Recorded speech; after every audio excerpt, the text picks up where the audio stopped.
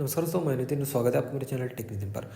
दोस्तों, आज के वीडियो में हम छोटे बच्चों के 0 से 1 साल के जो बच्चे हैं उनके लिए एक ड्रेस यहाँ पे जो है हम अनबॉक्स और रिव्यू करने वाले हैं। तो यदि आपको वीडियो अच्छी लगती है तो ज़रूर लाइक कीजिए, और इसे लेना चाहते हो तो डिस्क्रिप्शन में मैं आपको लिंक दे दूँगा ऐसे जो है फ्रॉक्स की। तो दोस्तों देखिए, ये मैं ओपन कर चुका हूँ। दोस्तों यहाँ पे देखिए ऊपर मोती का जो है यहाँ पे वर्क किया गया है, जो कि काफ़ी अच्छा लग रहा है। नीचे एक फ्लावर भी दिया गया है। तो चलिए इसे मैं पूरा खोल के दिखाता हूँ आपको। देखिए कुछ इस तरह से है, छोटे बच्चे के लिए काफ़ी बढ़िया है। यदि आप इस तरह की ड्रेस लेना चाहते हो बर्थडे में पहनने के लिए तो आप ले सकते हो।